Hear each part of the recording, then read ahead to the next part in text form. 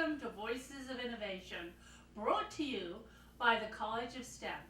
I'm Penny Cliff, Director of the Archives and Innovation Studies program here at Clayton State University. Now, every month we shine a spotlight on amazing people. These people are in our STEM community: students, faculty and staff. These people are making a difference in clubs, events, research, and innovation. Now this month, we're excited to feature the Math Club. Joining me today are Spencer Roberson, the current president of the Math Club, and James Scott, the VP of the Math Club. Spencer and James, welcome. We're so glad you're here, and thank you for doing this. Thank you for having us. All right, let's dive right in. First of all, tell us a little bit about yourselves and what brought you to Clayton State University. James, you can go first. Alrighty. So I picked Clayton State primarily because A, it was close, and also it catered a lot to the non-traditional. You get right out of high school, you go do your 4 years of college, and then you go into the workforce. When I went to, I graduated in 2017 from high school, so I'm a bit older, and it ended up that I flunked out my first year of college, and since then, minor pandemic in the way, I found that Clayton State was sort of the best way for me to sort of get back into the flow of things. I feel like I've made a pretty good sort of academic turnaround, as it were, but obviously,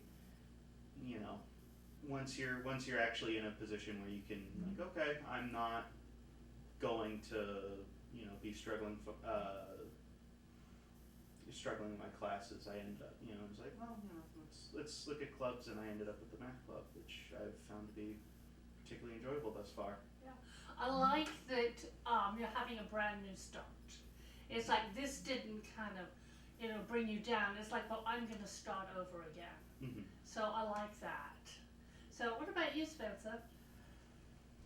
Ooh, my story is a little bit different. This is only my third year in college as of this semester. I started here 2 years ago in 2023, I believe. Officially starting here. I did dual enrollment in high school starting in 10th grade summer. Let's see. I've always wanted to go to Georgia Tech because my dad graduated from Georgia Tech with a master's in electrical engineering, along with his dad and one of his brothers as well, in various degrees. So I want to continue the family tradition. When I was out of high school, when I graduated high school, I did not think I would get in immediately because of my rank, and I didn't do enough extracurriculars. So that's why I have this, and I'm trying to look for more so I can look impressive along with what I've taken so far and preparing to go to Tech. That's really smart thinking. It's like getting involved and having that, on your application, on your resume. This is really, really smart, because they look for that. They look about what you're interested in and how you've, promoted the school and things you've got involved in. So, all right, now for both of you. I'm seeing a lot of activities around, particularly like the ice cream social and other things, but you do a lot of different things in the Math Club. So what kind of activities do you offer? Well, to start, we offer monthly meetings to start the semester off. We start off with monthly interest meetings to get students interested and see if they want to come in and hang out and see what Math Club is all about. And then we'll have monthly meetings as of this semester, the first Monday of every month, as get together to chill and hang out, have pizza or other snacks. Might have chessboards out to play, or might have a presentation to give on a math concept. Other events that we have are monthly game days that are taking place on every Thursday. Depends on the Thursday. It could be the first, it could be the third or the fourth. We're still trying to get that figured out. All right.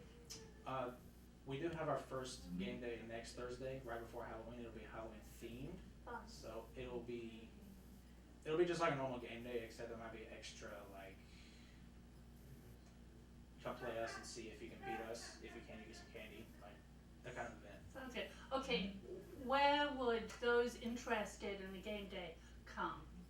And it's going to be posted on social media, or so. Where do you meet? For the most part, I think we're mostly trying to meet for general meetings. We usually try to meet in 416 up in the University Center.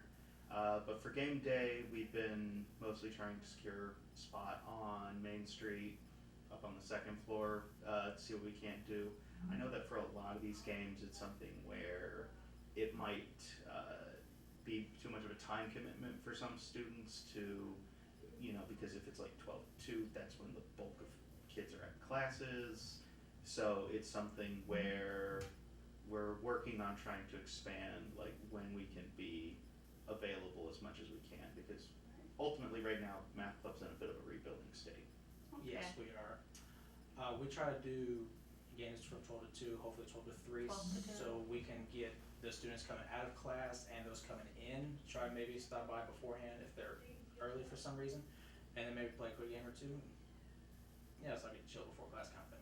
Now I've seen you had the chessboard set up, quite a few chessboards, and you have, other games set up as well.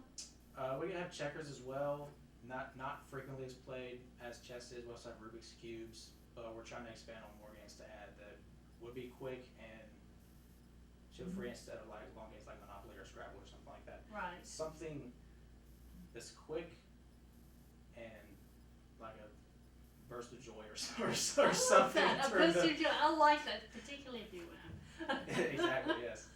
All right, so this is the math club. Is it open to all students? What if they're not math majors, but they'd really like to become involved? How can they do that? Is it open to everyone? Open everyone. Always open everyone. Doesn't matter your major. Right. Our secretary is a biology major, and our treasurer is a comp sci major. So we're totally open to having everyone come and hang out. If you don't like math, okay, that's fine. Just come hang out and chill, and might be able to convince you otherwise. I used to be a history major, but that was when I flunked out, obviously.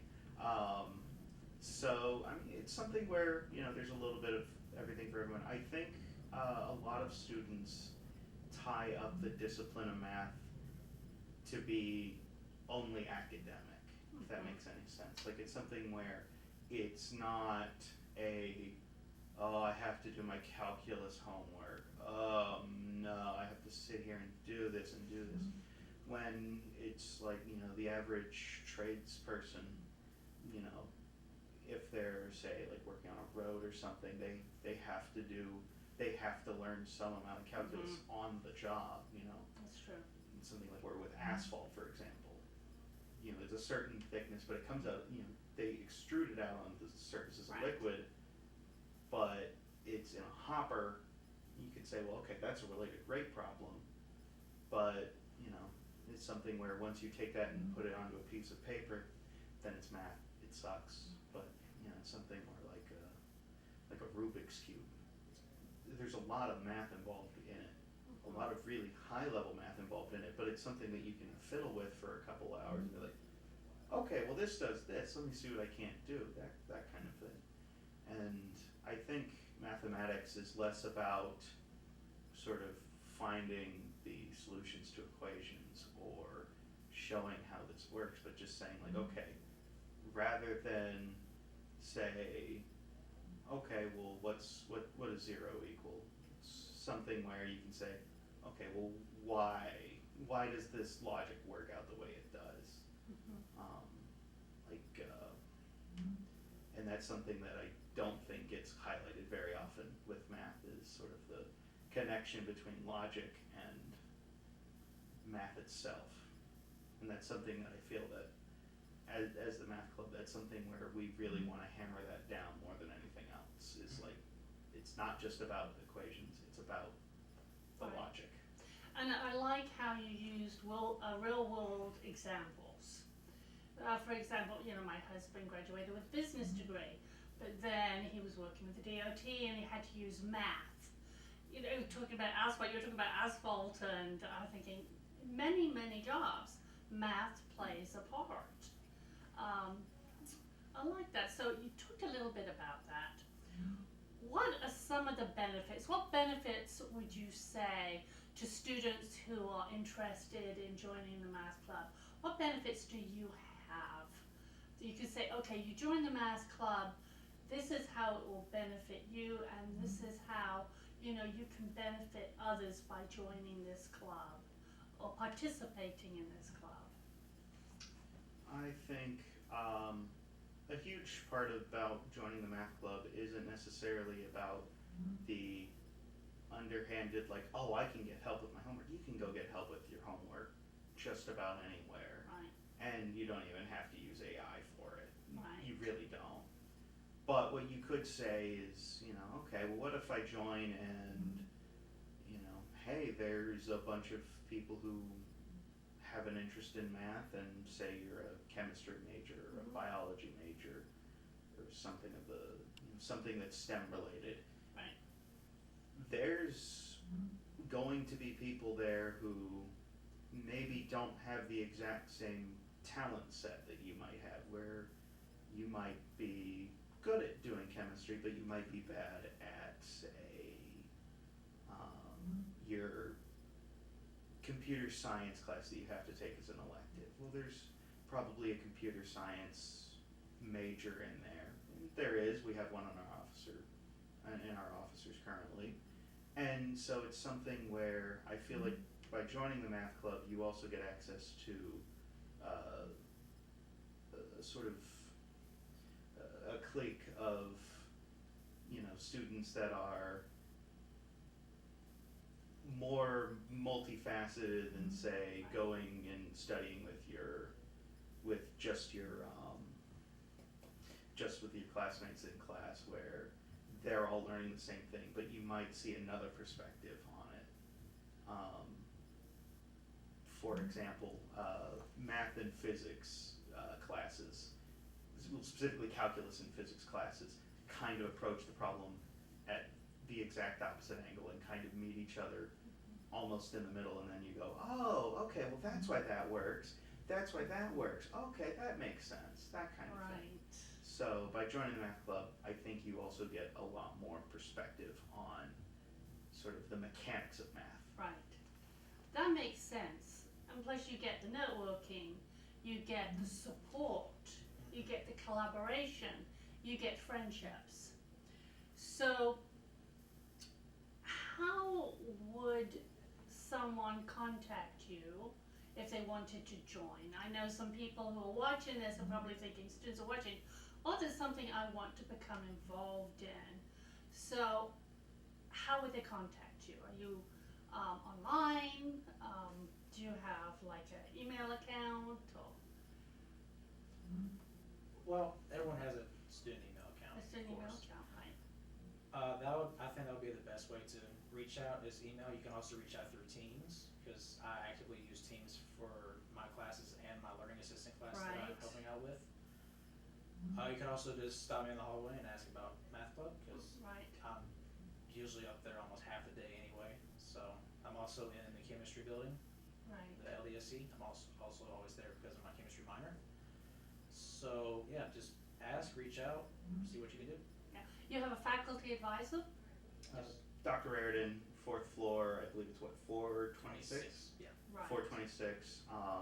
And if you go to neighboring 427, where most of the learning assistants for the math department are currently, usually always there, there's usually someone there. If neither me or Spencer aren't there, then you can usually leave a message and we can get back to you. Other than that, you know, if you happen to find a particularly math club shaped beacon, go ahead and light it. We should see it eventually, and you know, right to your aid. You know, as if you know. Do you have I'm the older one, so I'd be at the odd end. He'd be. Okay, so look for that beacon. Yeah, I want to add one thing. Yes. If you do leave a message, you can tell someone to ask so and so about this. You can also write on a whiteboard and leave a name, because we have a big This- whiteboard up there. You do. That's right. You do. So you can always On the fourth write floor. anything on there. It's always open to everyone. Oh, that's And wonderful. we use it a lot. You could like draw Every the. math class. You could, James. You could draw the beacon on there and say, "Contact me." Yeah, you can make a Minecraft game too. Oh no, I was thinking Lord of the Rings. That's why I made the Oh, Hobbit Lord reference. Lord of the Rings, there we go. So is there anything else you'd like to share with our audience before we end this presentation? I think for the most part, I think it's something where I just want to say we don't bite. We don't judge you for being bad at math. It's something where we're in college. We're supposed to be learning this stuff anyway. It's something where if you have an interest in this kind of stuff, even if it's not something where you're like, oh, I did good in my math classes, I'm going to join this. We'd gladly accept you. But even if you're just like, you know what, I want to, I miss playing Family Game Night, I miss playing Monopoly or Risk or Clue or something. There's 100% a place for someone to, show up and be like, hey, is this the math club? Come on in. We want you to be here if it's something where you have a passing interest in anything that is even remotely, even if it's just like, oh, I just want to learn how to be a degenerate gambler. We might even be able to cough up something there. I'm gonna tell you don't do it, but Okay, James, thank you for adding that. You do not have to be brilliant at maths to be a part of the math club, and I think that's really important to know and to share. So consider that. One more thing. Yes, one more thing. If you are having struggle in classes, we tend to make helping you figure out your problems fun. That is very true, because I would try to throw in jokes out of nowhere to make you laugh and engage with the material when I'm going through like a math concept or something, or even something else. That's what I tend to do. Yes. Others might do that, others may be straightforward, but you can expect to have a fun environment when trying to learn. This is fantastic. Having a fun environment when you're learning is so helpful. I mean, you can be really stressed and then you throw in a joke. There you go. That stress goes. So, thank you, Spencer. I want to thank you, Spencer, and thank you, James, for sharing with us. And I'm sure you're going to have students contacting you and maybe leaving that beacon on the whiteboard on the 4th floor of the UC building. So thank you so much. Also, we want a big shout out to Kelt and especially Carl Marcano, who is right behind the camera there. I know you can't see him, but thank you, Kyle, for filming these interviews right here at the CSU. So, do not forget, next month we're going to have another inspiring edition of Voices of Innovation, and we'll see you then. Bye.